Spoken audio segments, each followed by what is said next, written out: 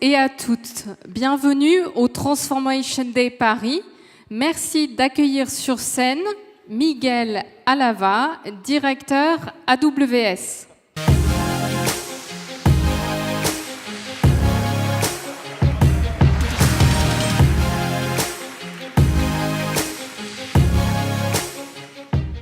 Bonjour Paris, bonjour à tous. Je suis Miguel Alava, directeur Amazon Web Services. Je suis ravi de vous accueillir aujourd'hui dans cette journée sur le thème de la transformation. Merci d'être là et bienvenue à tous.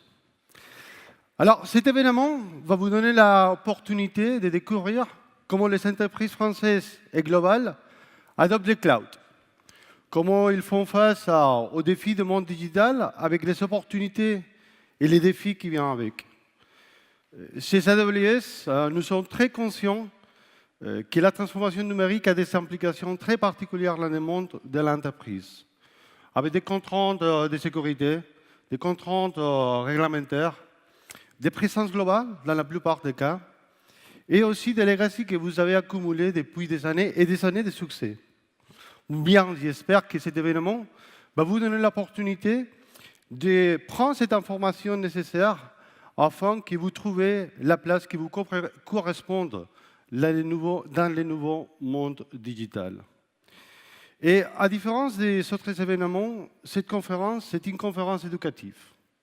Donc, nous allons partager les meilleures pratiques, nous allons partager des retours d'expérience des clients dans la 36 sessions et les 15 témoignages clients que nous avons préparés pour vous des entreprises françaises.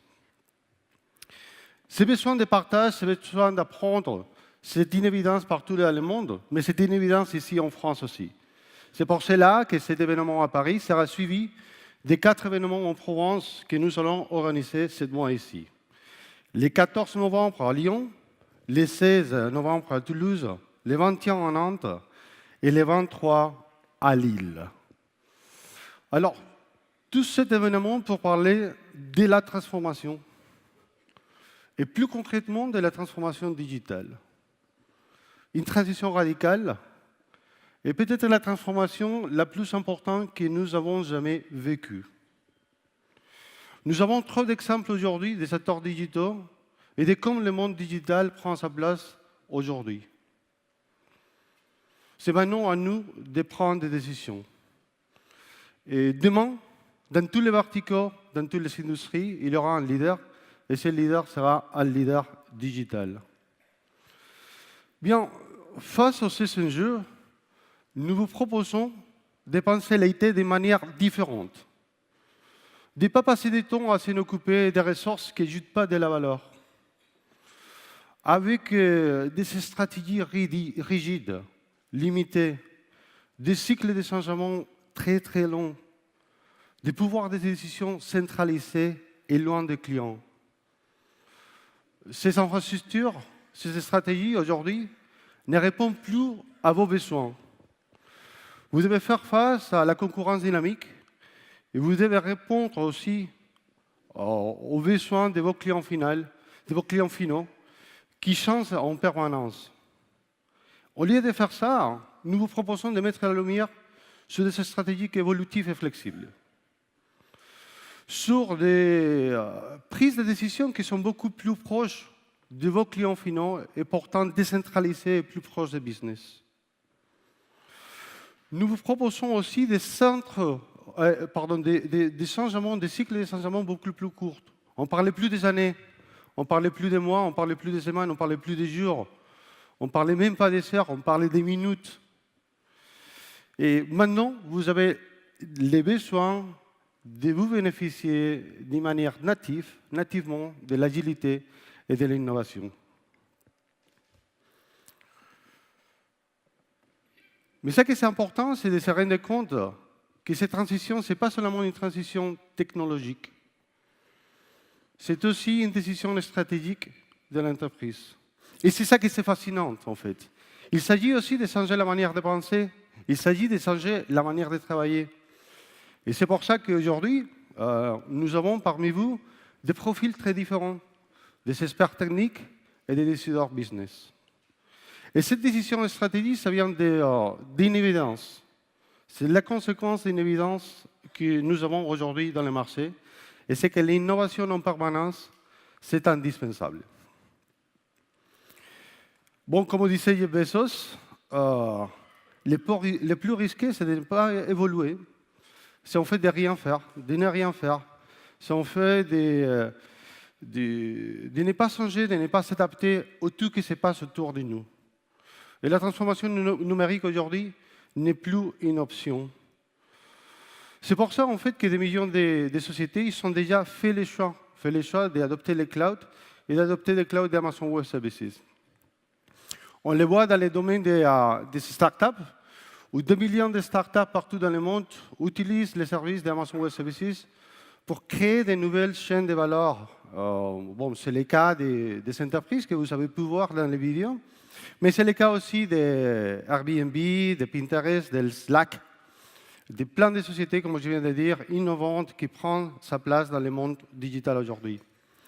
C'est aussi le cas des entreprises de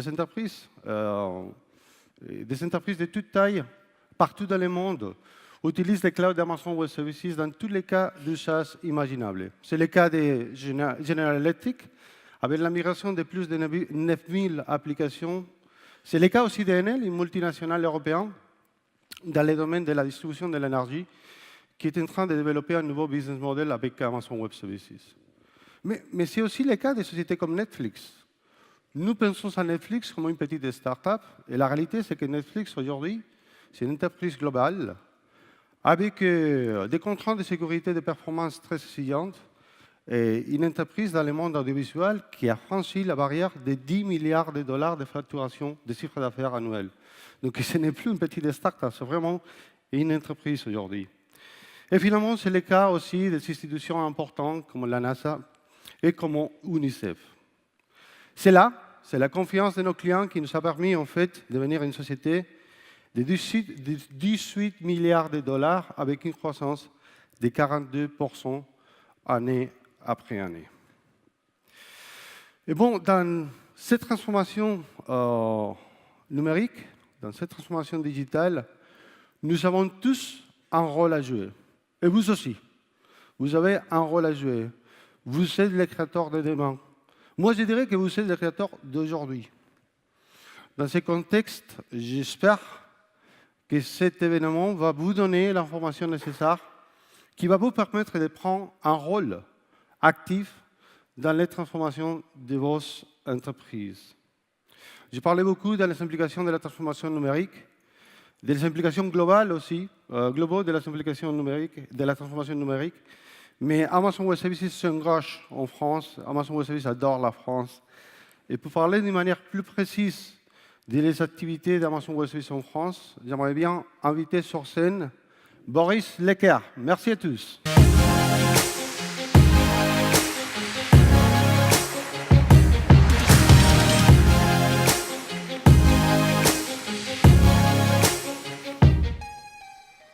Merci Miguel, bonjour à tous.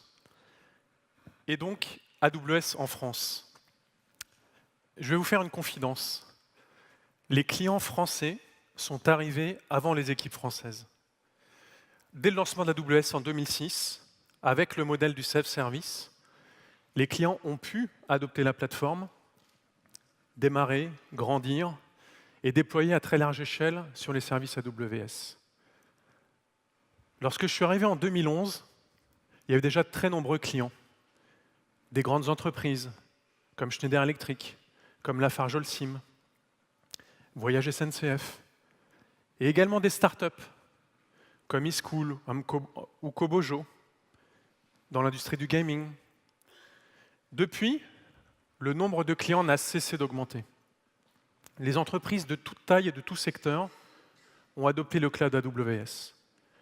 Des entreprises comme Engie, comme Nexity, comme Canal+, mais également des startups comme Iconosquare, comme Predixis, comme SlimPay, comme Payplug. Big Data, IoT, intelligence artificielle, applications web, applications mobiles, analytiques, chatbot. Il n'y a pas un cas d'usage, il y a une variété de cas d'usage. La plateforme AWS, aujourd'hui, c'est plus de 90 services. Nous allons encore avoir davantage de services, ça va s'accélérer. Et aujourd'hui, durant la journée, vous allez avoir l'occasion d'entendre des clients partager leur expérience, partager leur succès sur cette plateforme-là, autour de cette variété de cas d'usage. Aujourd'hui, en France, c'est véritablement des dizaines de milliers de clients qui ont adopté le cloud AWS. Alors, pour accompagner nos clients et nos partenaires, depuis 2011, nous nous sommes beaucoup engagés en France, avec l'ouverture d'un bureau en 2011, la constitution d'équipes, formation, professional services, account manager, solution architect, partenaire, marketing, avec la création également de points de cache CloudFront qui permettent d'accélérer les sites web et les applications mobiles, avec le lancement de points de connexion directs qui rapprochent nos clients de nos data centers, en point de connexion directe par exemple en 1 giga ou 10 gigas, et avec l'organisation d'événements qui sont encore une fois des événements éducatifs sur lesquels les clients viennent partager leur expérience, où vous pouvez apprendre, découvrir de nouveaux services, découvrir de nouveaux cas d'usage.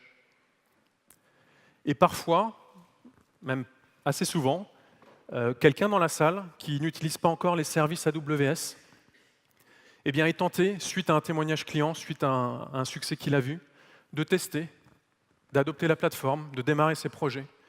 Et il n'est pas rare que l'année suivante, il soit sur scène, comme ça va être le cas aujourd'hui, pour partager son expérience avec d'autres clients. Alors depuis 2017, nous avons accéléré nos engagements pour suivre notre croissance. Avec l'ouverture d'un campus à La Défense, 2700 m², où nous avons regroupé l'ensemble des équipes AWS. La Défense a été un choix assez naturel. C'est le premier centre d'affaires européen. C'est 180 000 personnes qui y travaillent, 3600 sociétés. Ça nous a permis de nous rapprocher de beaucoup de nos clients qui sont présents là-bas. On a également ouvert un bureau de mentoring à Station F. Station F, c'est le plus grand campus mondial de start-up. Et là-bas, on accompagne les start-up fonctionnellement, techniquement, commercialement. On les aide à grossir, à accélérer, à déployer mondialement. On a aussi lancé un support en français et en langue française, et en France, pardon, dans notre campus à La Défense. Pour les clients qui souhaitent communiquer exclusivement avec nous en français, ils peuvent maintenant le faire. Nous avons ouvert un 4e point de connexion CloudFront, de point de cache, à Paris après le dernier qui était Marseille. Nous avons ouvert un 2e point de connexion à Marseille après Paris, Direct Connect, là encore qui rapproche nos clients de nos data centers. Et nous avons annoncé une région qui ouvrira avant la fin de l'année. Alors les équipes AWS ont beaucoup grossi. Amazon, globalement, c'est une société de plus de 300 000 personnes. Et cependant, nous continuons à opérer dans un mode de start-up. C'est toujours le premier jour pour nous. C'est cette culture qui est fondamentale. On ne veut pas devenir une société du second jour, du 2e jour, une day-2 compagnie. Le second jour, ça veut dire la stagnation, de l'immobilisme, la non-remise en cause, et finalement, le déclin à plus ou moins longue échéance. C'est toujours le premier jour, et AWS, finalement, est le fruit de cette culture. Il est né de la culture d'Amazon, qui a remis en cause la manière de faire de l'informatique, la manière de déployer les projets, la manière de provisionner les environnements, la manière d'être global, la manière de payer l'informatique, payer à l'usage et non au démarrage. C'est toujours le premier jour, et on remet en cause continuellement nos approches, mais également notre innovation. Et on le fait avec vous clients, nos clients, qui sommes le cœur, qui êtes le cœur de tout ce que nous faisons quotidiennement. Alors pour les dizaines de milliers de sociétés françaises que j'évoquais précédemment, le facteur limitant, c'est plus l'argent, c'est plus le budget d'investissement, c'est plus non plus le temps. Le facteur limitant, c'est véritablement la créativité dans les entreprises. Pour qu'elles ne s'en transforment pas en société du deuxième jour que j'évoquais précédemment. Qu'elles restent des sociétés du premier jour, des Day One Company. Et cette innovation, cette culture de l'innovation, nous la partageons avec nos clients. Il y a de très nombreuses sessions aujourd'hui qui vont vous partager les mécanismes qu'on a en place au sein d'Amazon. Et en France, on a la chance d'avoir des leaders de l'innovation également. Et dans ce cadre, aujourd'hui, nous avons le plaisir d'avoir un leader de l'innovation française qui est aussi une des marques préférées des Français, et en particulier de mes enfants. J'ai donc le grand plaisir d'accueillir David Delbois, qui est System et Operation Leader de la société Decathlon.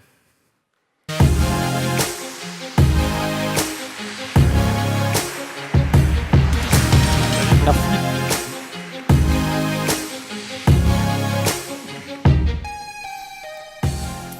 Bonjour à tous, bonjour à toutes.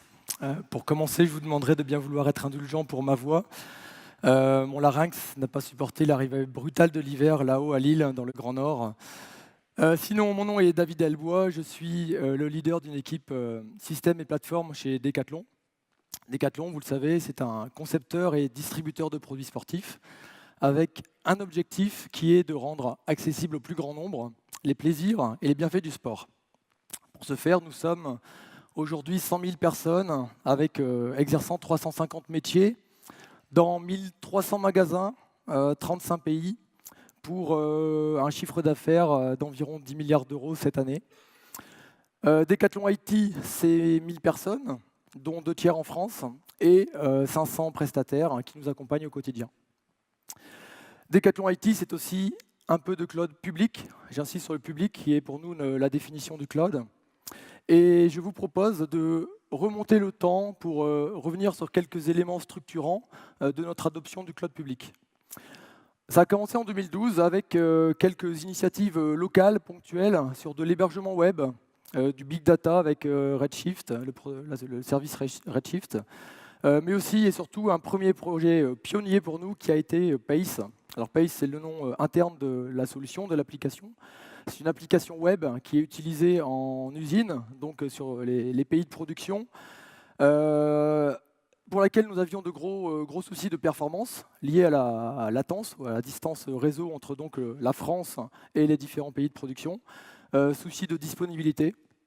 Et nous avons fait le choix très structurant en 2012 d'installer la nouvelle version, la V2 de Pace, directement sur le cloud AWS, avec au final de gros gains de disponibilité, de performance et un gain économique aussi d'à peu près de 35%, donc un tiers des coûts liés à l'hébergement. 2013, pour aller plus loin, nous avons décidé de créer une équipe projet dédiée à la mise en œuvre et à l'accompagnement de nos équipes pour développer l'usage du cloud public, donc équipe HPC, Hosting Public Cloud, avec des architectes, des experts techniques, des personnes chargées aussi de la communication pour expliquer ce qu'est le cloud public en interne, suivi de la facturation, etc. Tout ça avec une équipe projet de 4, 5, 6 personnes, donc une petite équipe très, très autonome, très efficace. Nous avons ensuite, en 2014, déclenché 2 gros projets de transformation. IT, mais IT plus métier, donc projet structurant pour l'ensemble de l'entreprise. Premier projet, Cube, projet de commerce. On parle même maintenant d'omnicommerce, avec de l'application mobile, du site internet bien sûr, mais aussi les solutions informatiques que le client peut retrouver en magasin, et un parcours unique. Projet Highway, refonte complète de notre chaîne logistique, donc la supply chain, avec une bascule sur SAP de la quasi-totalité de cette chaîne d'approvisionnement. Ce projet a été très structurant pour plusieurs raisons. La première, c'est que nous avons pris un parti pris technologique très fort, qui est de travailler avec des bases de données in-memory, donc la solution Sapana de SAP, J'en discuterai cet après-midi sur une session dédiée, donc pour les personnes qui sont intéressées, n'hésitez pas à y participer pour qu'on puisse passer un petit peu plus de temps sur le sujet. Mais tout de même, pour ce matin, en quelques mots, Highway, ça a été donc un choix technologique Sapana, structurant parce que le chargement des données en mémoire implique des machines avec une capacité mémoire importante, plusieurs centaines de gigas, plusieurs téras dans certains cas. Parti pris important aussi, bascule complète vers SAP ou quasi totale des composants vers SAP, supply chain vers SAP. On parle d'une vingtaine de modules, vingtaine d'applications de produits SAP différents. Et enfin, une contrainte technique très forte puisque le projet s'est lancé très vite et les équipes projet voulaient pouvoir tester les premières installations de ces 20 applications pour se faire la main et commencer à développer. Sauf qu'en interne, nous n'avions pas dans notre catalogue de solutions serveurs avec suffisamment de capacité mémoire, pas de solution certifiée non plus par SAP, de manière à pouvoir héberger ce type d'application, donc Sapana.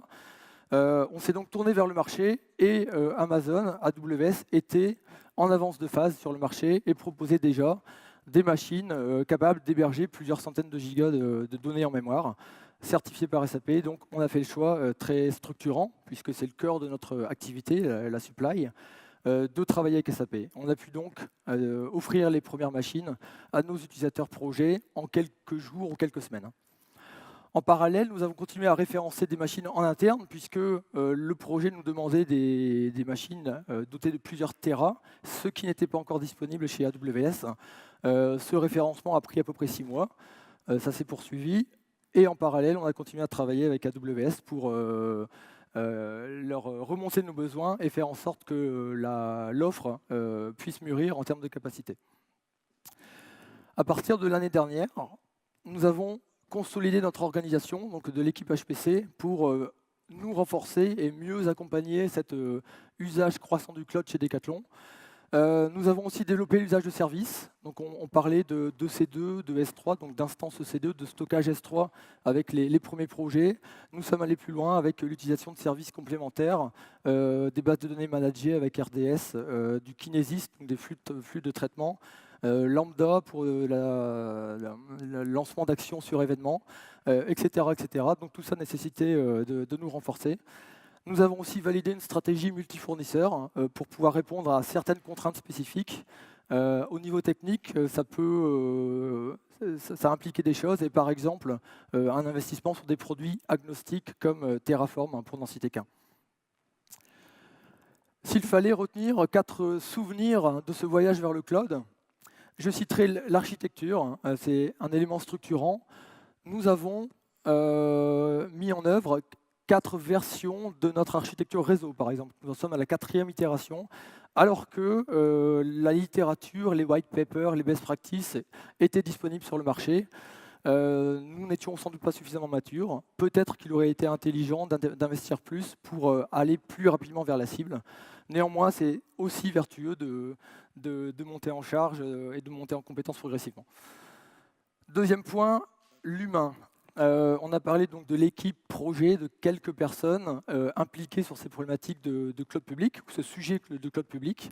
Il a été difficile, et il est par contre hyper important d'impliquer les équipes en place, les équipes legacy, de manière à ce que le cloud public ne soit pas réservé à une équipe, à quelques personnes, mais que ça devienne une solution ou des solutions qui sont utilisées par les équipes en charge de chacun des domaines, le réseau, la sécurité, le stockage, etc., etc. On est encore en train de travailler sur ce point-là. Troisième point, l'automatisation pour accompagner la croissance de l'entreprise qui engendre plus de volume, plus de projets, plus de demandes. Une solution, en tout cas un moyen important, c'est d'automatiser un maximum de tâches et de cibler la suppression des tâches à faible valeur ajoutée, de manière à pouvoir continuer à apporter de la valeur avec une équipe qui ne grossit pas forcément au rythme de la croissance. Dernier point, dernier souvenir, l'économique. On a investi énormément de temps et d'énergie pour comprendre le modèle de facturation AWS, qui est très riche, on va dire, très spécifique. Ça n'a pas été simple, on y travaille encore, et pour nous c'est un point primordial parce que Sans ça, une vanne est ouverte avec un flux qui se déroule et qui est difficile à contrôler. Donc je vous incite à prendre en compte ce point, ces 3 autres points aussi dans votre voyage vers le cloud. Demain, chez Decathlon, nous souhaitons devenir une entreprise digitale, c'est-à-dire introduire le numérique ou la valeur ajoutée que peut apporter le numérique dans l'ensemble des processus métiers Decathlon. Ça passe par plusieurs moyens. L'un des moyens, c'est le cloud public. Nous avons lancé en parallèle un programme Full Cloud. Comme son nom l'indique, l'objectif est de migrer l'ensemble de nos applications vers le cloud public ou vers des solutions SaaS. Nous en sommes aujourd'hui à peu près à 40%. Donc pour ce faire, nous allons migrer nos applications legacy telles quelles ou avec une transformation pour les rendre cloud compliant, bien sûr. Nous allons aussi installer de nouvelles applications directement cloud native. Et enfin, nous allons développer l'usage de services pour aller encore plus loin, étant donné que les quelques services que j'ai pu vous citer représentent 5, 6, une petite dizaine de services. Sur un catalogue, Amazon, une centaine, je crois, de services aujourd'hui. Donc voilà, la marge de création de valeur est encore importante, quasiment illimitée. Il ne nous reste plus qu'à imaginer ce que nous pouvons mettre en place avec ce type de service. La reconnaissance d'images dans les applications, de l'intelligence artificielle par exemple, etc., etc. Dernier levier pour atteindre cette cible digitale, c'est le recrutement. Donc, nous recrutons des talents pour nous accompagner avec par exemple 130 postes ouverts en IT l'année prochaine. N'hésitez pas à me faire signe si vous me croisez aujourd'hui dans la salle. Merci à vous.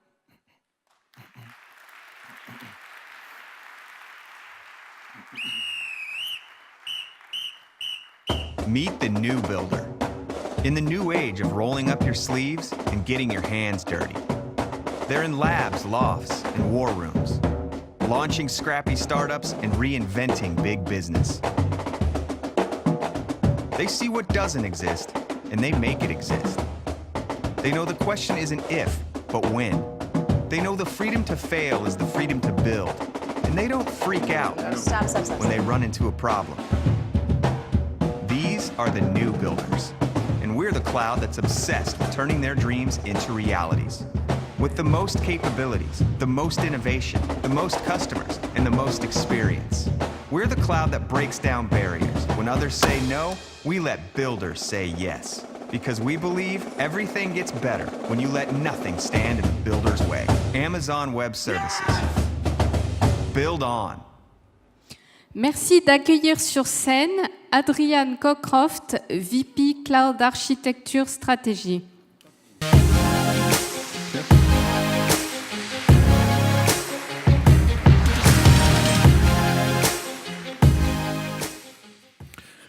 Bonjour, and thank you everybody for coming. I'm going to talk today about digital transformation. I'm going to cover these topics. What is transformation about, and the cultures of innovation which we use to go through transformations. The evolution of architecture as we build systems that are ever more agile. Some cloud-native principles. And then, to end up, I'll be talking about a new topic, which you'll be hearing more about in the future, chaos architecture, how to build very highly available systems. So, I used to work at Netflix, and people kept coming to us and asking us about the systems we were building. And there's this commonality. But what is it? What is the thing that is the same between what Netflix built and, say, what a car company has to build? If you think about media companies in the old world, they would put on a TV show 9 p.m. on a Tuesday night. Then they'd ask a ratings company, how many people did they think watch it? And then they'd figure out how much they could charge for adverts. There was no relationship between the people making a TV show and the customers actually watching it. In the new world, in the world that Netflix has built, they are directly connected to their customers. They know exactly who is watching it, how much they watch it. They don't need to go through a ratings agency.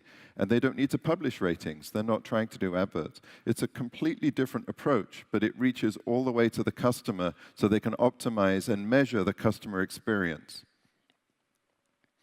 In the car manufacturing world, they build cars, the design is frozen for several years. Then the car goes away, it's sold through a dealer, they don't really know who bought the car. Maybe once a year the car goes for service and they find out the mileage, but really the only time they see the car is when the car goes wrong. In the new world of automotive, and this applies to many industries, the car's connected all the time. The latest BMW 7 Series runs a system called Car as a Sensor, Carasso. This is a system that connects into AWS. The car is continuously monitoring and reporting traffic, weather, how hard it's being driven, any servicing issues, continuously. And so BMW have to build a system, global system, which is on all the time, which directly connects to their customers. So this is why it sounds like Netflix. So in the old world of IT, we would build our systems and we'd monitor employees while they were at work. We could see what they were doing. They have a desktop PC. You have factories in your supply chain. You're tracking this, you're seeing what's coming in, but the updates are mostly paper-based. Our sales channels, we deliver boxes of goods to the shops. We don't really know what happens to them after that. When we do TV and print-based marketing, we're having to use surveys to figure out, was this effective? So that's the old world of IT. But in the new world of IT, we're directly connected all the time. We're connected to our employees via mobile applications. We're connected to the factories and supply chain continuously with continuous updates. We have online sales and delivery. The things we make are connected. They're IoT devices. And online marketing is connected to social media. We have to respond immediately on Twitter or on Facebook as our products are being discussed. So this is the new world of IT. It no longer scales with the number of employees you have or the number of shops you're supplying or the number of factories you have. It scales with the number of customers you have and the number of things you've made. This is a huge expansion of capacity that's required. So the new needs, we have to figure out how to personalize our products so that they directly relate to the people using them. We have to track customers, and we have new channels that go direct to customer that we need to manage. So I think this is the basis of digital disruption. You can apply it to many, many industries. How do you build a culture which is able to deal with this? And I think for cultures, the cultures I see which are good at innovation, they're intentional, they're deliberate cultures, they're imposed all the time and repeated and maintained during every step of the process of managing people. Cultures which are not intentional happen to you. You end up with tribes that behave differently, that believe different things. You see large companies where different groups in the companies are squabbling, fighting amongst each other. That's what happens if you don't build an intentional culture. The culture also needs to be appropriate. The right culture for a startup that is doing one very focused thing is maybe something more like Netflix, which is an extremely focused company that has really built a culture optimized for speed and agility. But if you look at companies which are much bigger, they're trying to deal with much more diverse populations and products and business units, so it's a different problem to solve. But at the base of all of these cultures of innovation is judgment. If you give people a process to follow and all they do is learn to follow the process, they are not using their judgment. And when you get to the end of the process or something unexpected happens or you ask them to invent something new, they don't know how. They've been trained to follow the process. They say, what is the process for innovation? This is the wrong question, right? What we need to do is give people the ability to exercise their judgment every day, and then when they have to make a decision, they can be innovative and explore. So I'm going to look at a few cultures. And here's a nice quote. Unfortunately, this has already been translated from French to English, so you'll have to kind of translate it back in your heads, I'm sorry. But if you want to build a ship, don't drum up the people to gather wood, divide the work, and give orders. Instead, teach them to yearn for the vast and endless sea. This is a quote from the Netflix culture the document that describes Netflix culture that Reed Hastings is one of his favorite quotes. And The Little Prince was made as a show on Netflix if you want to watch it. The point here is that if you inspire people and you build a purpose-driven organization and you hire good people, get out of their way, they will be innovative. They will make a better product than you would have told them to make. That's the point.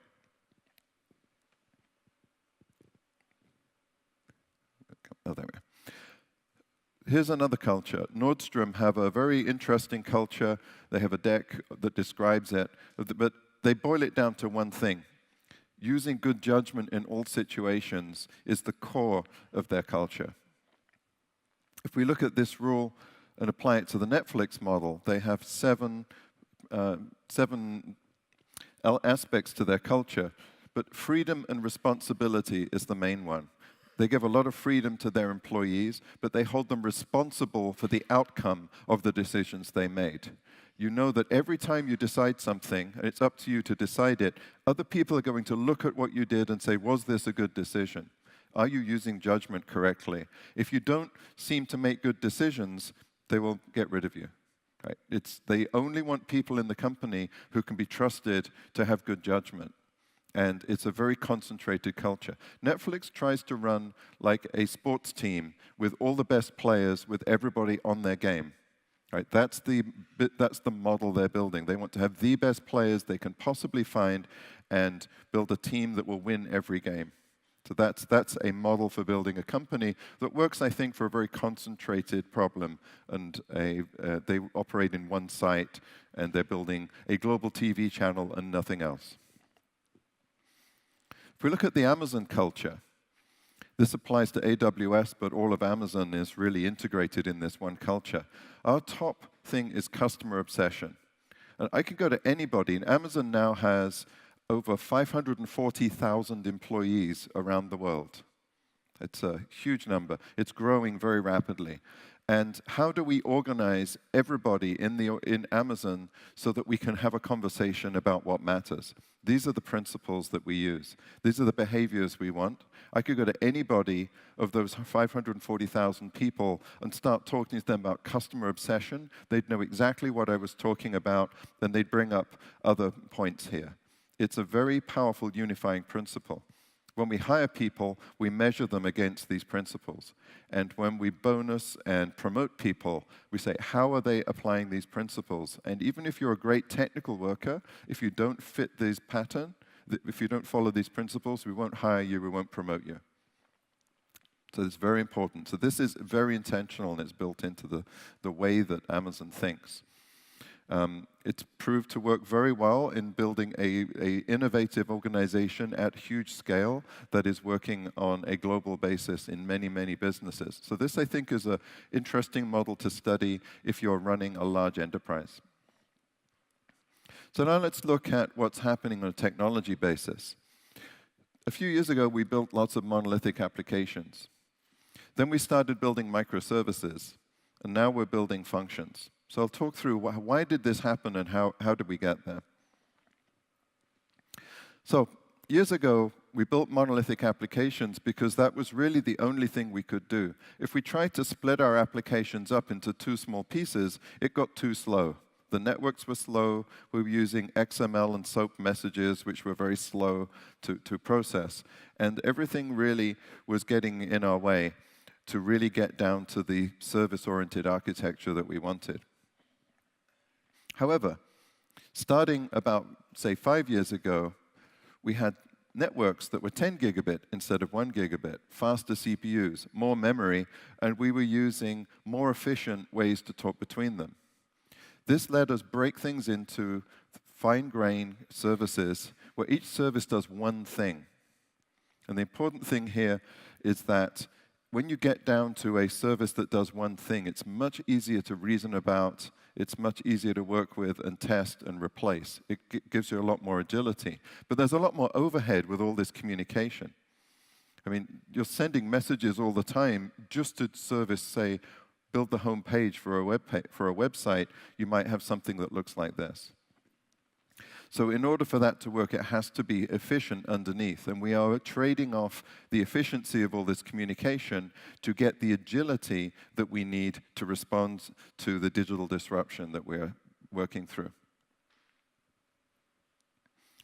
Now, it turns out, when you built your monolith, it had all these capabilities, and then we started to break out those capabilities into services. And many of these services start to look the same. They look the same over and over again. And everyone's building the same services. Well, that doesn't make sense. So we start to build standard services. People start to include SQS, DynamoDB, S3, SNS. There are hundreds of these services from AWS and from third parties that you combine together, and the piece that you have to write is much smaller. You really just have to build the business logic that glues together these services. You don't have to implement all the services around the edge. This is faster to build, more agile. There is less overhead in your business logic. It's more pure. And then we looked at this business logic and said, we can do better here. We can break this logic into functions. And what we started to see was splitting things up and building Lambda functions, and then connecting these services together with glue that looks like glue-based functions and events. But this extra optimization we were able to do was to make it ephemeral. This means that when there's nothing running, the machines aren't there, you aren't paying for it. But when some work comes in, it will wake up these functions. They run just for long enough to process, and then they go make whatever calls they want to talk to, and then come back again. So the interesting thing here is that when the system's idle, it shuts down and costs nothing to run. This is a revelation because previously we were always trying to optimize our utilization. The utilization is always 100%, even if your system is very low. There's two things here. There's less code to write. It's much faster to get written, and then it costs less to run. And it's not just a little bit faster to write, it's many times faster to write. I have lots of evidence of companies writing applications in a few days. Things that would normally take weeks or months take days. And they cost a few % of what it would cost to run normally. So this is becoming quite an interesting model for people. So that's the business logic, but let's look at the architecture. How do we build these cloud-native systems? So I'm going to talk a bit about the principles of cloud-native. First of all, what is cloud-native?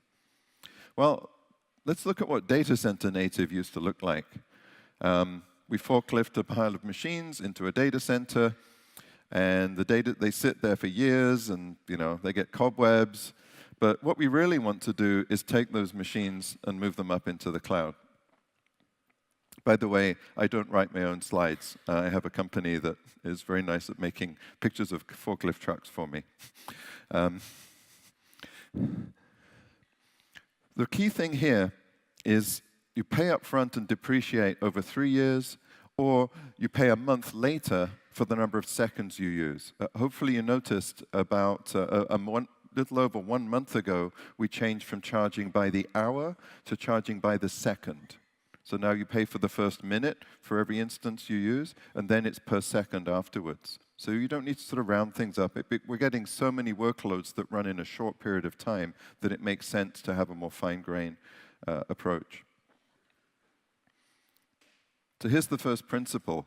Pay for what you used last month, not what you guess you're going to need in a year. Now, how do we get things done?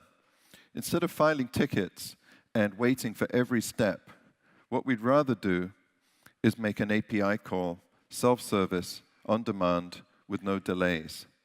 Because that person you're talking to may have gone out for a coffee or lunch or not be there that day. But your API service is going to be there and respond immediately. So instead of waiting weeks or months, we're making a call and we get what we want in minutes. So here's the second principle. We want to be self-service, API-driven, and automated, and move from creating request tickets as we get things done to maybe one tracking ticket that records what we do, what happened. If you think about your own processes, how long does it take you to release a service or release an update to a product? how many meetings are there and how many tickets are filed.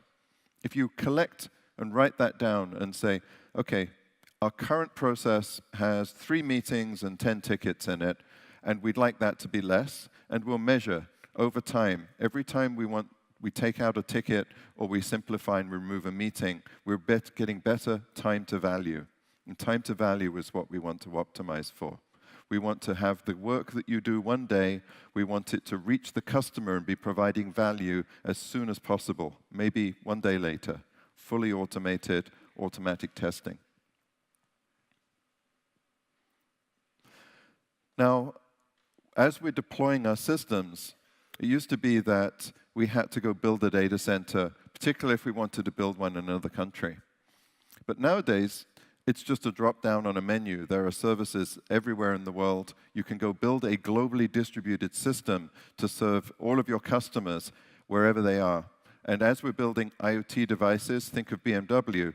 They have service, they sell cars everywhere in the world. They probably didn't have data centers everywhere in the world to support their tracking their cars driving around. All of the devices you might want to talk to, you might want to build something that's local. So this is the default now.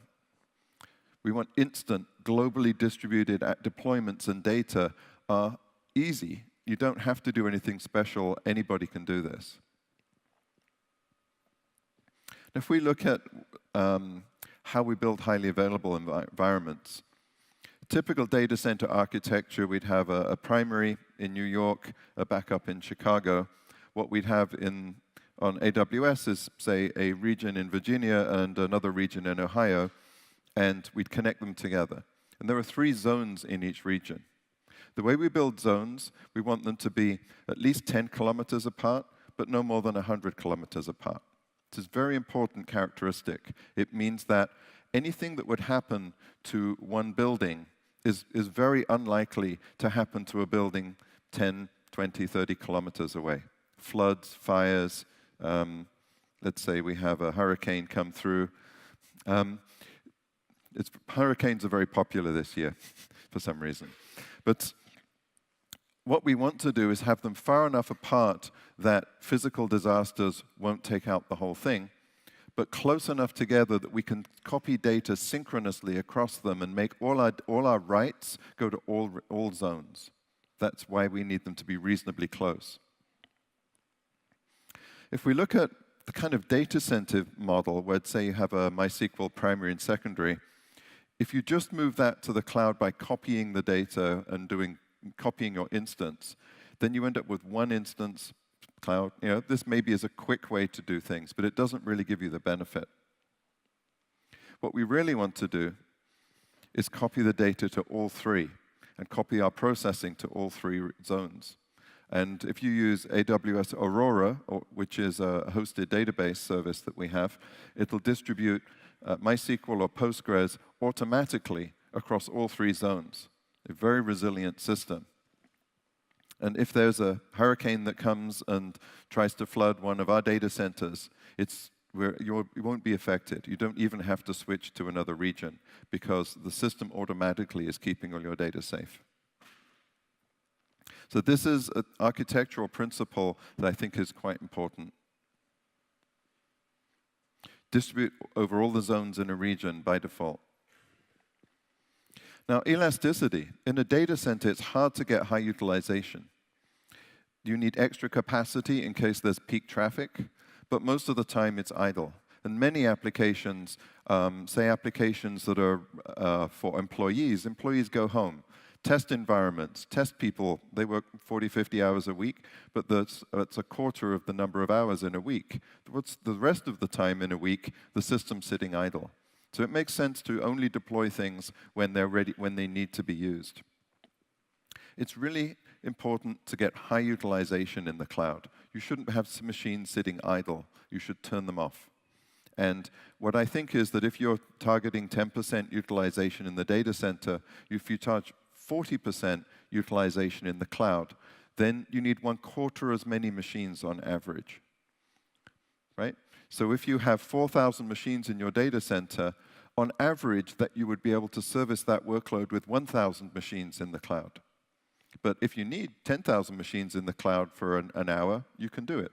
So there's no problem. For fairly predictable, heavy workloads which need lots of machines, you should use auto-scaling to scale up and down.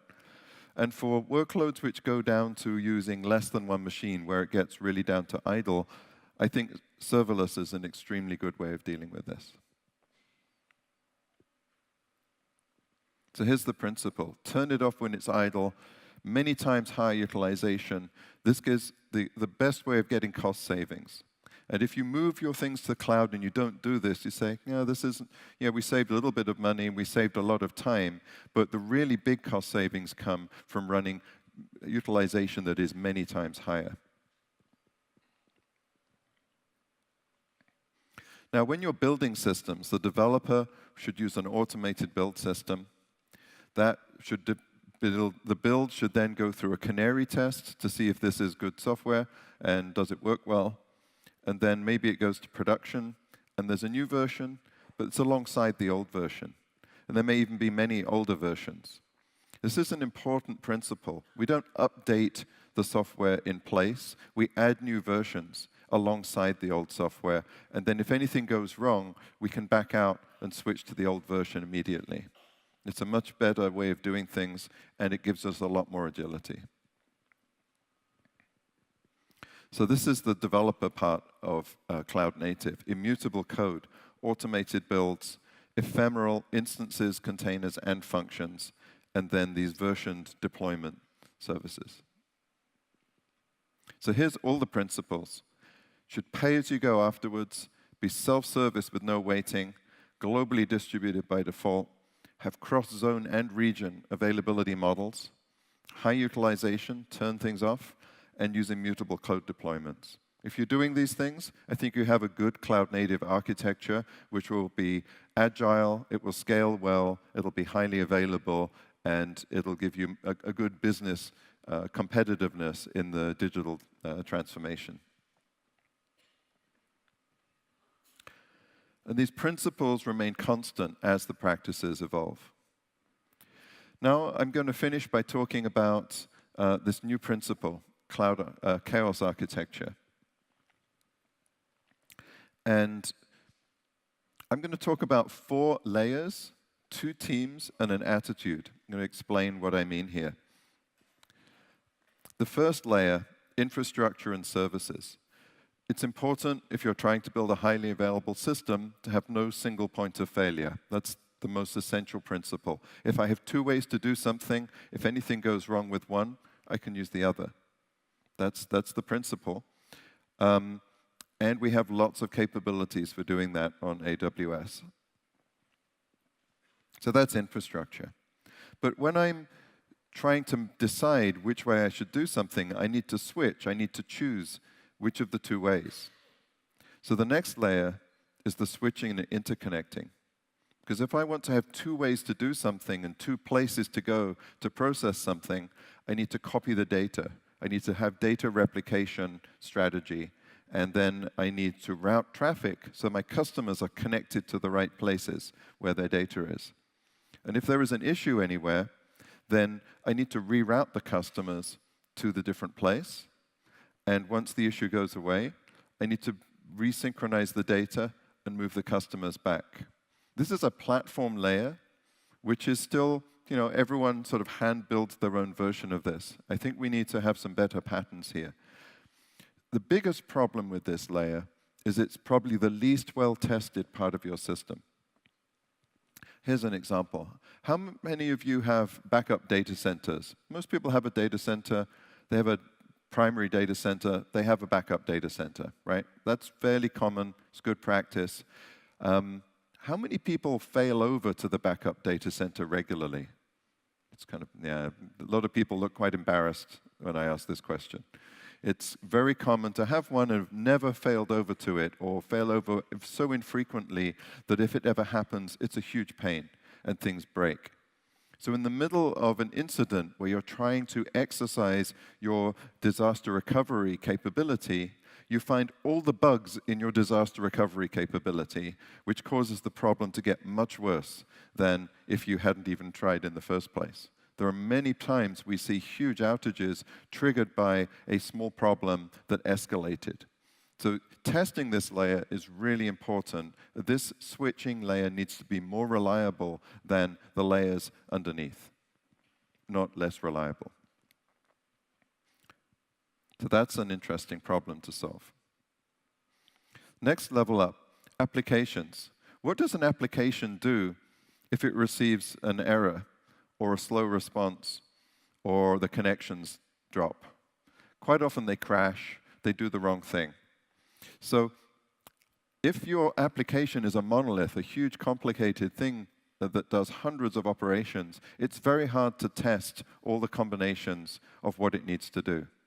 But if it's a microservice that does one thing, it takes one type of event and it does one kind of action, it's much easier to test. It's much easier to prove that it does the right thing when it's fed incorrect data or errors. So this makes it easier, but you need to have an application-level testing environment where you can be sure your application does the right thing. The top layer is the people. And unfortunately, when a system is under stress trying to recover from a failure, quite often it behaves strangely, and the operators will make it worse. They will get in there, they will turn all switches the wrong way, they will pull levers the wrong way, they will reboot things that shouldn't be rebooted. We see this over and over again. Some of the biggest disasters in systems, like things like the Chernobyl nuclear disaster, were caused by operators getting confused over a small problem and escalating until a complete nuclear meltdown. So there's just one example. There are many, many examples of this. So this is a real big problem because you can build the perfect system that is completely available. You've got everything else right, and the operators will mess it up, right? Or whoever's in charge will do the wrong thing when it starts to behave strangely. So how do we deal with this? Well, let's look at an analogy. Anybody that ever worked in an office has been through a fire drill, right? They turn on the fire alarms, we all have to go out, walk down the stairs, no using the elevator, and go stand in the parking lot, stand in the street, and then they count the people, and then you go back in. And we've done it enough times that if there's a real fire, people get out alive.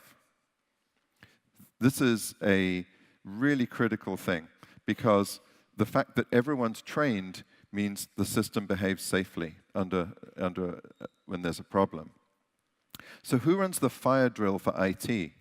If your systems, if your application is messed up and people aren't trained in what to do, then that's the problem. So there's a team to do this, the chaos engineering team.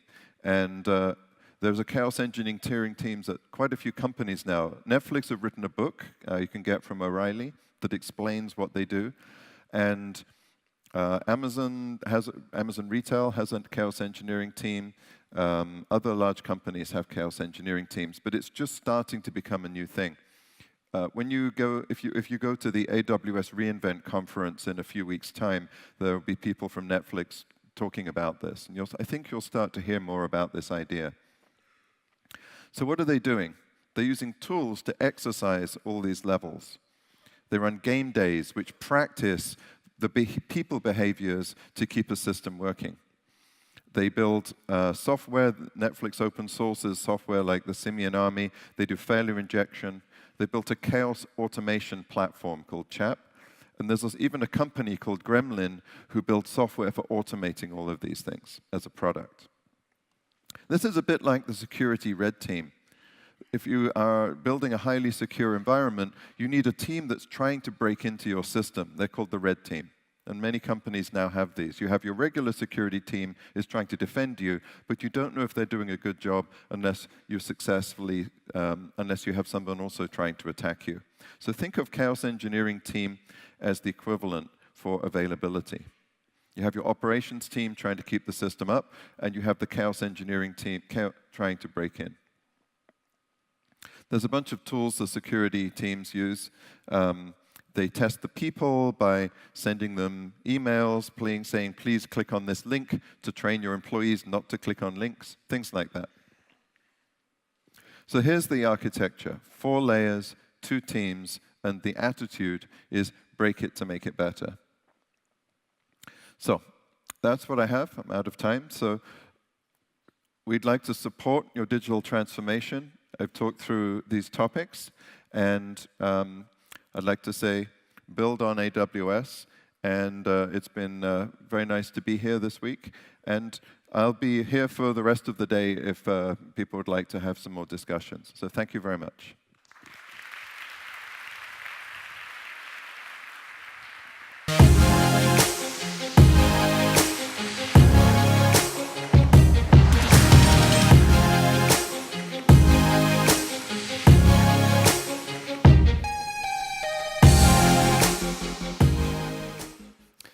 Bonjour à tous. J'aimerais revenir sur la magnifique citation de Saint-Exupéry que Adrien nous a présentée tout à l'heure.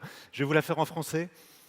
Quand tu veux construire un bateau, ne commence pas par rassembler du bois, couper des planches et distribuer du travail, mais réveille au sein des hommes le désir de la mer grande et belle. Quelle formidable invitation au voyage. Et le cloud, c'est un voyage. Et c'est d'abord une aventure humaine. Donc je vais vous parler de formation et d'évolution des compétences.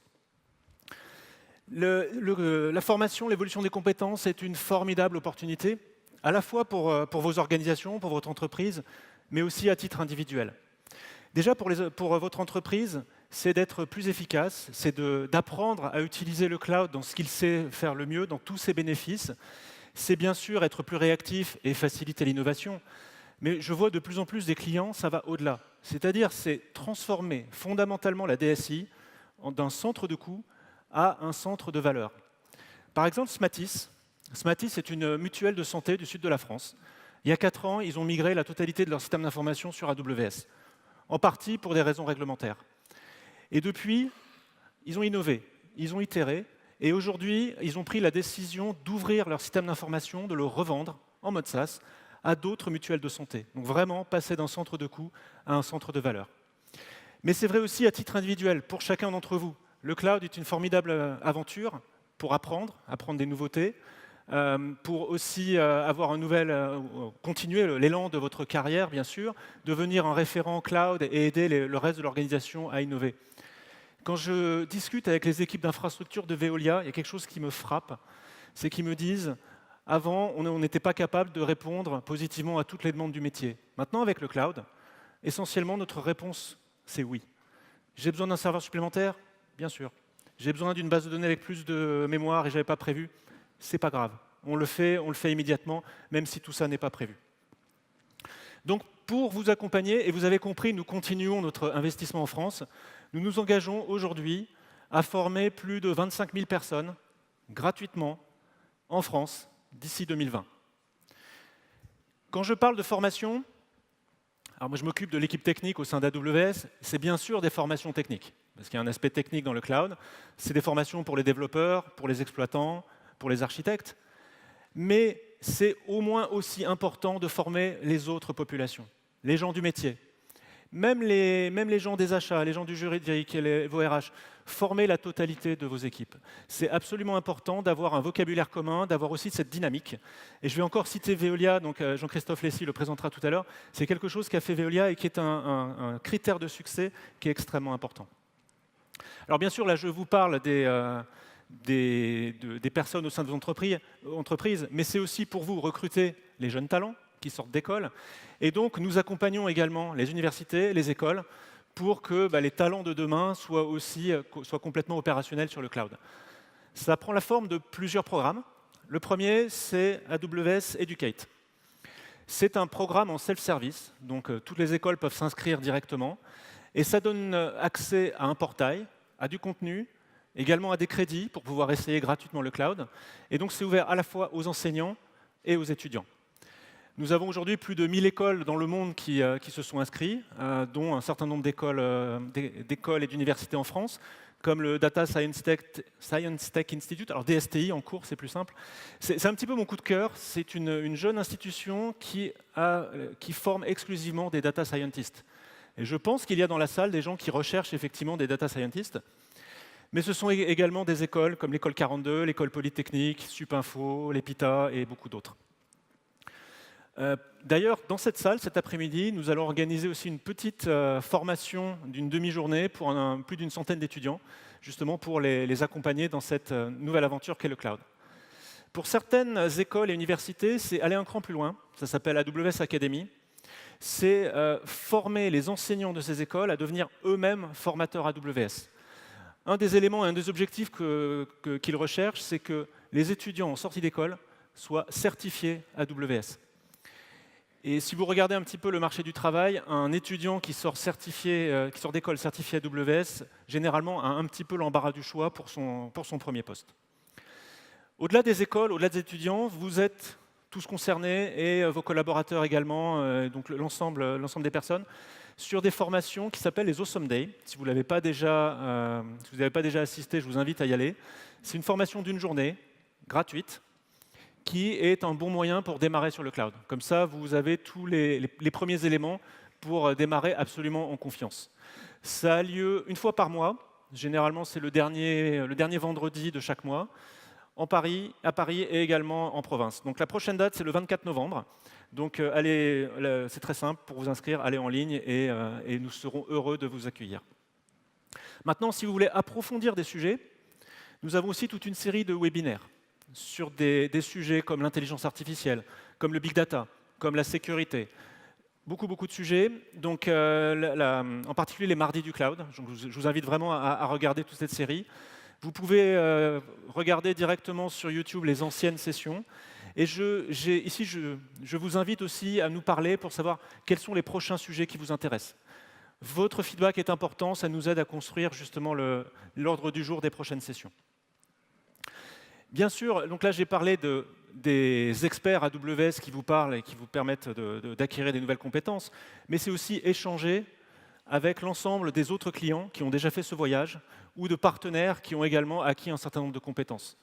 Et ça, partout en France. Donc ce sont aujourd'hui 10 meet-up, 10 user groups qui organisent des meet-up en France, qui vous permettent effectivement de rencontrer d'autres entreprises qui ont fait des choses similaires et de pouvoir échanger les bonnes pratiques. Bien sûr, tout ça, comment ensuite démontrer que vous avez acquis ces compétences?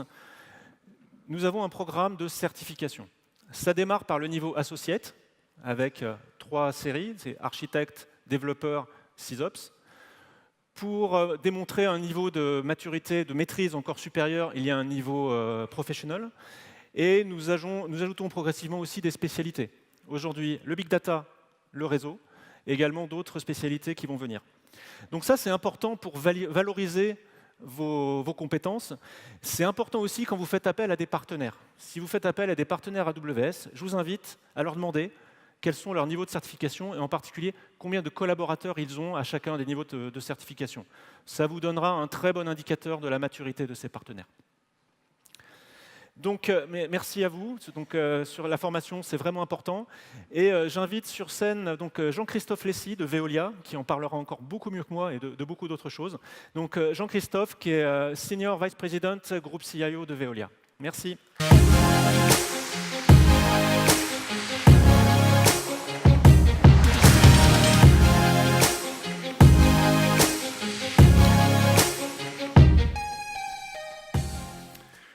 Bonjour à tous. Veolia, c'est 175 000 personnes dans 50 pays qui partagent une seule et même et belle ambition, ressourcer le monde. Ressourcer le monde, c'est limiter au maximum les impacts sur l'environnement dans 3 domaines qui sont nos 3 métiers, l'eau, les déchets et l'énergie. Ressourcer le monde, c'est important et ça nous permet aujourd'hui de délivrer, de distribuer, de produire de l'eau potable pour 100 millions de foyers. Ça nous permet de revaloriser 45 millions de tonnes de déchets par an et ça nous permet de gérer les réseaux de chauffage urbains dans 550 villes dans le monde. Aujourd'hui, je suis venu vous présenter notre stratégie de Data Center Exit. Alors, avoir une stratégie de Data Center Exit, on l'a, nous, depuis 18 mois de façon industrielle et systématique. On a lancé ça il y a 1 an et demi. C'est bien d'avoir une stratégie de data center exit à condition de trouver la sortie. Pas comme ce pauvre John qui a l'air un peu perdu. Trouver la sortie, on a eu l'aide d'AWS pour construire notre chemin vers la sortie. Et ça a été une aide très importante. Plus sérieusement, en IT aussi, chez Veolia, on doit ressourcer le monde. On doit, en sortant de nos data centers internes, on doit pouvoir utiliser des data centers dans le cloud public qui ont un PUE proche de 1. Ne plus avoir de data center interne, c'est aussi être sûr d'utiliser des data centers dans le cloud public qui sont alimentés par de l'énergie verte. Et ça, pour nous, dans notre mission de ressourcer le monde, c'est très important. Et c'est d'ailleurs une des premières raisons qui nous pousse vers le cloud public. Alors, je vous disais, plus de data centers en France début 2018, donc dans quelques mois. Ça a été motivé, en plus de notre volonté de ressourcer le monde et d'utiliser des data centers performants, par 3 facteurs. La cybersécurité, la fiabilité et bien sûr les coûts. Et ces 3 facteurs sont à prendre dans cet ordre-là. Alors, tous les hackers ne sont pas aussi inoffensifs que ce malheureux Anonymous qui se fait cajoler par sa mère. Ils sont là et bien là. J'espère aujourd'hui que plus personne dans cette salle pense que son data center interne est mieux protégé qu'un data center dans le cloud public, notamment chez AWS, contre les risques d'intrusion externe. J'espère qu'on n'en est plus là. Aujourd'hui, la cybersécurité des data centers avec le cloud public, je pense qu'on en est à peu près au même niveau qu'on en était avec les banques il y a une centaine d'années. Plus personne, non plus, ne pense que son argent est mieux protégé sous son matelas ou dans son bas de laine qu'à la banque. La question ne se pose plus aujourd'hui. C'est la même chose avec le cloud public. Pour ma part, moi, j'ai mis mon argent dans une banque chinoise, c'est vous dire si j'ai confiance. Deuxième point, la fiabilité. On entend souvent dire, moi je ne vais pas dans le cloud public parce que les fournisseurs de cloud ou les fournisseurs de solutions SaaS ne s'engagent pas sur le fameux 5.9, 99,999% de disponibilité. C'est vrai, ils ne s'engagent pas, mais ils le font, ils le délivrent. Donc personnellement, je préfère un contrat qui me dit 99,6% de disponibilité et que ma réalité opérationnelle, celle de tous les jours, celle que je vis au quotidien, soit plutôt avec ces fameux 5.9.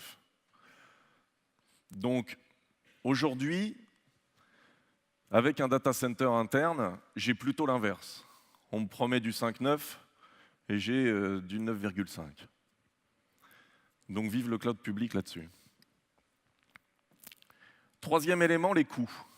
Si je veux avoir le même niveau de cybersécurité, la même qualité de service dans mon data center interne que ce que je peux attendre d'un cloud public, je vais sans doute voir le CFO de mon entreprise débarquer dans mon bureau et me demander qu'est-ce qui se passe avec mes coûts d'opération.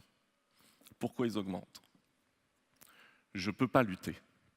Aujourd'hui, le cloud public, c'est vraiment l'opportunité fantastique de bénéficier d'un service industriel qu'on attend tous depuis des décennies. Quand je dis industriel, je dis opérationnellement prédictible et financièrement optimisé. C'est bien sur ces 2 points qu'il faut jouer. Et en plus, ça va créer des nouvelles opportunités et des nouvelles pistes de reconversion. Je pense aux FinOps, par exemple. C'est des gens qui vont devoir parfaitement maîtriser les modèles de facturation des fournisseurs et y adapter les architectures des applications. Excellente piste de reconversion pour les années à venir. Alors, je vous disais, plus de data centers en France début 2018, mais surtout plus de data centers dans le monde d'ici à 2020. Encore un autre challenge. Alors pour ça, on a créé en partenariat avec AWS un starter kit. Ce starter kit, on le met à disposition des 50 DSI, des BU que je manage, et on les aide à faire le premier pas. On les aide à construire leur premier environnement AWS. Donc dans ce starter kit, on trouve un guide de bonne pratique, un quick startup, il y a des workshops dédiés spécifiquement, et il y a aussi le bénéfice d'un AWS Enterprise Support accessible 24 heures sur 24. Donc c'est à ce moment-là, comme d'habitude, c'est toujours le premier pas qui coûte, et c'est à ce moment-là qu'on intervient auprès des équipes locales pour les accompagner et qu'ils puissent créer leur premier environnement afin qu'on leur mette le pied à l'étrier. Alors je vais vous citer 2 exemples parmi les centaines de projets qu'on a autour du cloud public. Le premier, la migration d'une application legacy. Si vous êtes reconnu, c'est normal. L'autre sera autour d'un développement sur les nouveaux usages. On a un ERP, SAP pour ne pas le citer, qui couvre 17 000 utilisateurs dans 6 pays, mais 6 gros pays, puisque ces 6 pays-là représentent 45% de notre chiffre d'affaires. On a voulu attaquer les gros morceaux du système d'information assez rapidement dans le projet, dans la transformation. Ça permet d'embarquer des équipes larges, ça permet d'avoir de la visibilité, ça permet que les gens croient au projet. Donc il y a eu des difficultés, ça n'a pas été un long fleuve tranquille, mais ça nous a forcé à trouver des solutions simples et innovantes aux problèmes qu'on a rencontrés. On a migré cet ERP SAP. Le démarrage a eu lieu il y a 1 mois, après 6 mois de projet, donc on a tenu les délais. La qualité de service est au rendez-vous, ça marche mieux et plus vite qu'avant. Et surtout, on a atteint nos objectifs de réduction de coûts, puisque aujourd'hui, on a gagné à peu près 40% sur nos coûts d'opération de l'ERP. Avant-hier, nos amis japonais ont migré leur instance SAP également chez AWS, avec le même succès et les mêmes économies à la clé. Le deuxième exemple dont je voulais vous parler, c'est autour de l'environnement de travail, du Digital Workplace qu'on est en train de mettre en place. Chez nous, il s'appelle SATAWAD, pour Secure Anytime, Anywhere, Any Device. Vous connaissez la musique.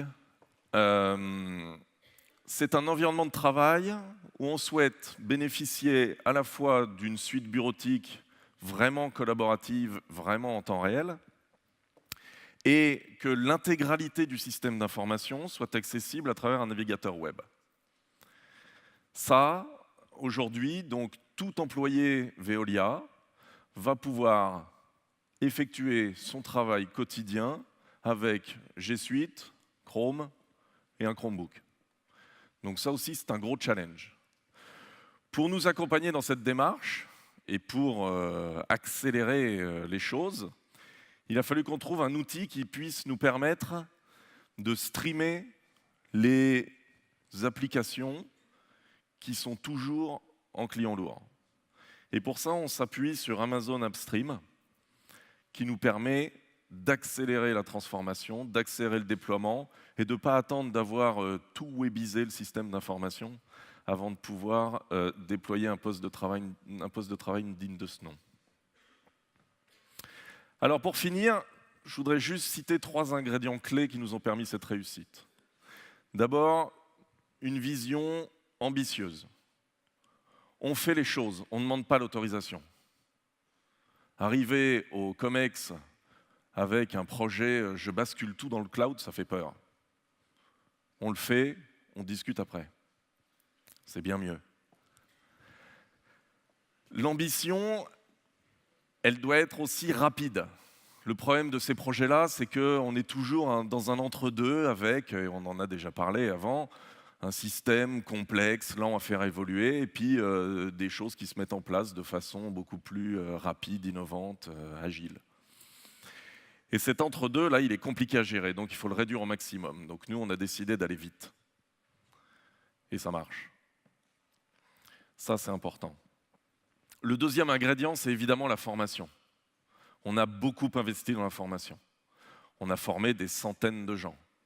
Alors, bien sûr, dans la fonction IT, mais aussi beaucoup dans les métiers, dans les fonctions de business manager. Parce qu'ensuite, quand les équipes se rassemblent et qu'elles travaillent en mode agile, c'est là qu'on voit qu'on ne conçoit pas de la même façon les outils et les services quand on sait que la puissance informatique, elle est là, disponible, en paiement à l'usage et rapidement accessible. Donc, la formation, on a formé des centaines d'experts IT à architecturer, opérer des systèmes cloud.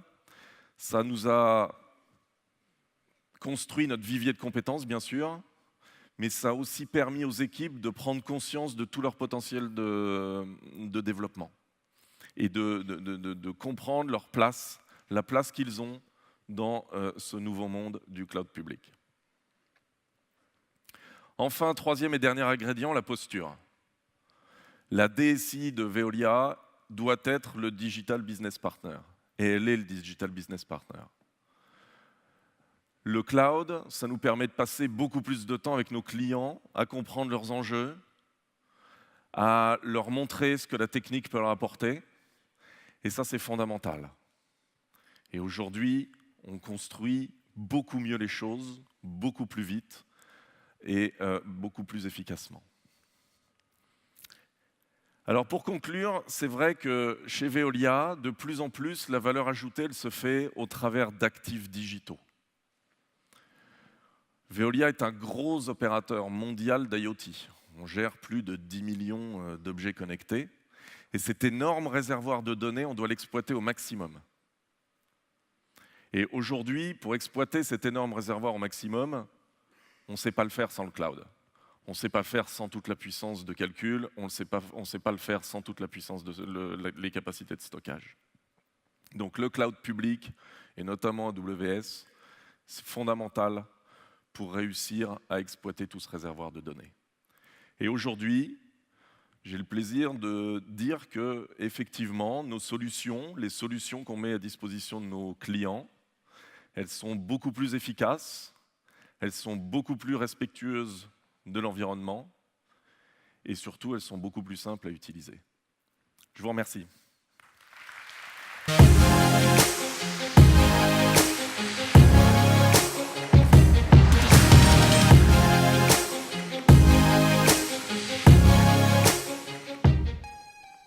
Bon, merci Jean-Christophe pour ce témoignage inspirant. Et bon, notre volonté aujourd'hui, c'est de vous montrer comment AWS peut vous aider à devenir plus compétitif sur votre marché et comment nous pouvons vous accompagner dans cette transformation. C'est pour cela que pendant la journée, nous vous proposons 36 sessions dans 6 tracks. Business, sécurité, conformité, des tracks techniques à niveau de boutons, à niveau expert, intelligence des données et accompagnement de changement. Je suis sûr que vous allez trouver la session qui correspond à l'état d'adoption selon votre parcours digital. Et le meilleur, c'est toujours d'apprendre des gens qui ont déjà fait ce voyage. Et vous avez vu les témoignages des Decathlon, de Veolia aussi. Mais je vous invite en fait à retrouver plus de sociétés françaises qui ont fait déjà ce voyage, comme Canal+, comme Nexity, comme Bundel. Ils seront là pour vous. Alors, j'aimerais bien prendre un instant pour remercier les 24 sponsors qui font possible cet événement. J'aimerais bien leur remercier, leur soutien pour l'organisation de cet événement. Tout d'abord, notre sponsor Platinum, Intel, Claranet et DDSI. Nos 10 partenaires Gold, les sponsors Gold, 6 sponsors Silver, 4 partenaires technologie et finalement notre partenaire de formation. Merci à vous tous pour faire possible cet événement. Merci.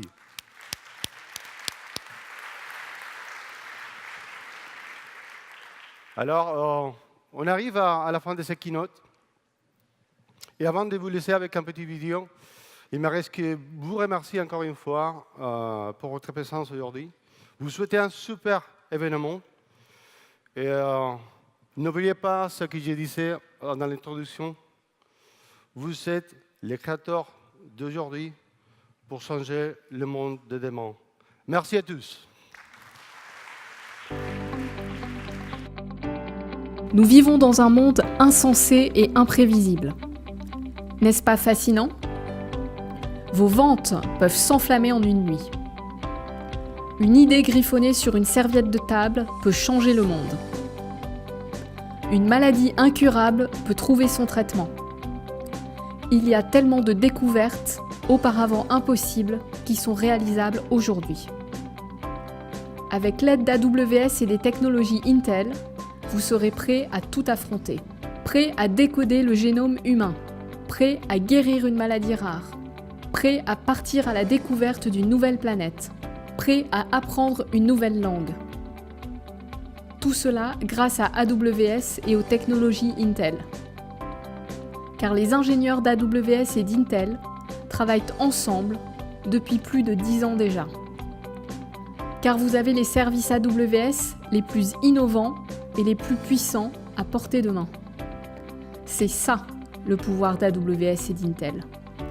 Alors allez-y, visez les étoiles. Investissez sur les projets qui fonctionnent. Rebondissez quand ils ne fonctionnent pas. Avec Amazon Web Services et Intel, vous pouvez braver l'inconnu. Vous êtes prêt à tout et prêt à tout changer.